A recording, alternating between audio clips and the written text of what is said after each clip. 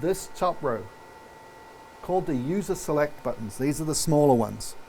So you'll see that the top left there, the first one says self Luma, then the next one says auto. That's lit up because that's currently what key 2 is set to, is an auto key. And you've got a chroma key, DV. So these are your key types. You also have a show alpha button that if you have the key selected and hold that button down, your preview window will go to show you the alpha for that key. So very helpful when you're doing chroma key to see how good your green screen is. Because I did see a green wall in your studio, so it's not a blue screen. The next one, and so these are all user defined. So we label them from the factory that way. We assume that you'll keep them that way, but you don't have to. You can change any one of those. So you'll see there's one that's green that says ME1. So if you tap on that, it just switched your switcher, that bottom row, to be switching on ME1. So now you'll see that both rows are switching the same thing. So if you were to switch and hit any button on the program or preview on that bottom row, you'll see that row 1 also follows along. And because of the way I've set your multi-viewer up, you've got your ME1 preview in the top left corner and ME1 program right next to it. So that's your switcher and a switcher kind of thing. All right. The next user button is blank. It's empty. It says ME2. If you were running in HD mode, that would light up. But because the 4K uses some resources, it's stolen an ME to be able to do UHD. So we can take the cap off, change the label. We can assign some other trick to that. And we might actually rearrange those so it becomes program ME1, mini ME1, and mini ME2, just to make sense there. But physically grabbing the button with your fingers is safe. You're not going to break it. You break out the screwdriver, then yeah, you're on your own. But the idea is you can separate the white part from the cap, and in here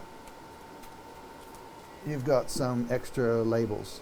So you could make those labels yourself if you wanted to call it something different, but you'll see that I did change it up here. This row has aux 1, 2, 3, 4, 5, whereas this row does not. But I'm going to let you guys determine what the best use is for those buttons. The next row, so those are your selects. You've got some auxiliaries, you've got memory banks. So in the top left-hand corner, if you had the old panel, this may have been where you recalled memories and stored memories. The memories don't work that way anymore. I will typically use your eMem keypad, but these were quick ways. So we did store some memories into bank 1. So if you hit memory 0, you'll see here the view has changed. Your touch screen has changed. You still get your source names at the bottom, so it allows you to switch from one camera to the other. But now that top row is a memory recall, and you'll see that there's a memory 4, a 5, a 6, a 10, which I don't think there is any. Yeah, it might be. Try tapping the button itself. So above it, there you go. So if anything happens in ME1. Yeah, I think those memories are for the program ME. So if you were to jump back to your program ME, which you can do by hitting the blue MEPP, and if you tapped on memory 4, memory 5, there you go. So it is actually recalling a memory. It's sliding whatever you have on program over. So if you tapped M1 on program, there you go, and then run that memory. So it's just, earlier today we were messing around. So we've built an effect where whatever you have on program can be slid to the right. And the idea on the right hand side, there's a graphic that will fly in. Or it could be built to add another key that could be another camera squeezed down. So this is what we do. When you guys aren't around, we start playing with stuff. All right, so those are just you're doing a memory recall from that utility row. That's why I don't give it a single name, because it depends on what you've tapped, right? Something I don't often use because of the S model that you guys have. That memory row there, that would be useful for folks that don't have this keypad. All right. The other functionality is your custom controls here. I'm not sure if that's something that you guys use, where it's a macro, you're recording a bunch of steps, and it just, with a single touch, it recalls all those steps. Good for wipes or calling up a specific graphic every time. So, all right. The two buttons here, touch home, touch lock.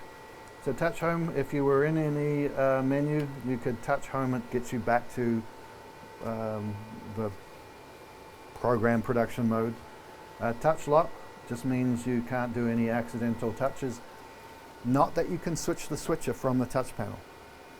You can't switch the switcher from touching. You actually physically have to hit a button, just like it always has.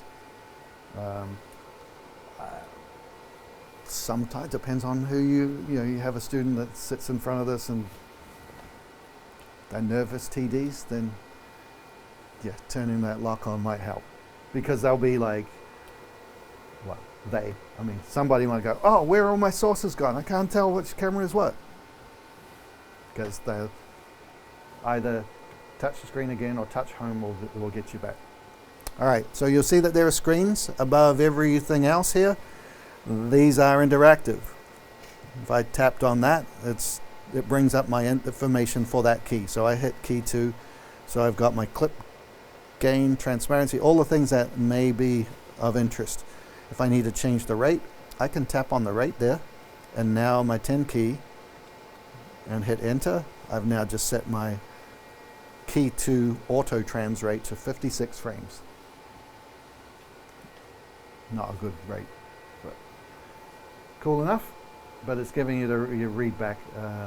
Selecting it makes the utility row change, just like it did before. And I do like having different colors for your different keys, just so that it might help those folks. Now, if you're colorblind, not helpful at all. So that's why visually we label it. Okay. We got our transition area here, so this is our next transition. So whatever is lit up is what gets included in the next transition, and what you see in preview is going to get to program if you hit cut, auto, or grab the fader handle. There is no woo-woo magic, there is no mind reading going on the system, that if it doesn't look right there, it's not going to get any better when you start tapping these buttons, which is another thing I see a lot of folks doing, is they get lost and confused and then they just hit cut. And then so I always emphasize that. But these buttons determine what is coming on or off the next transition. So for example, we see program right now, which is M1. If I were just to hit background, the background's the only thing in the transition, and you have camera 3, which happens to be the same shot. So if you would choose a different camera on preview, MEPP, background. Oh, we've got a key on, that's why. I'll do these. There we go. Cleaned up, right?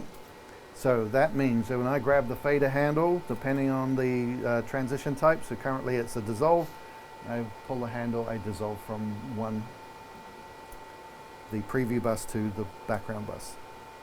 Now if that was just key 1, you'll see that preview and program look exactly the same. So again, what's ever in preview is going to look, that's what it's going to look like when it goes to program. So I flip the handle. We visually didn't see anything, but we now have this red line above key 1, because there's only 2 states the keyer can be in, on or off. So if it's off, it's coming on, and again, it's only because it was included in the next transition. So we pull the keyer out, and you'll see that key 1 cut has lit up red, saying that it's active, it's on air. So if I hit the fader handle, it brings it off. Okay, So if you had a box and a CG on at the same time, so we'll pretend that that's that. Actually, we'll turn it on. Yeah, you might want to back up a bit. Yeah. You're crowding the camera. So you'll see that I have two keys on at the moment, and you'll see the red lines above that. If I were to double tap the background button, it will automatically light up or include in the next transition whatever key is active. So that shows me that I've now included key 1 and key 2 because they were on in my next transition. And so this is a way for me to go to the next shot clean. And it's just a quick double tap. This is a personality setting that I turned on because I don't see why that wouldn't be a cool thing. So it's a quick way of getting clean to another shot. Just double tap. Now, we hit auto, it does the transition. It's still selected, so you can run the risk of, I'm going to bring all my keys back in. Now that may be what you want, but I would just get into the habit of just resetting your next transition. It's a good habit, muscle memory habit to get into. It's just always touch that, always set what your next transition is going to be.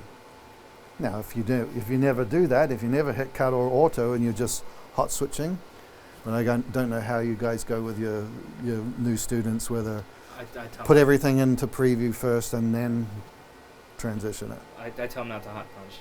Yep. That is totally fine.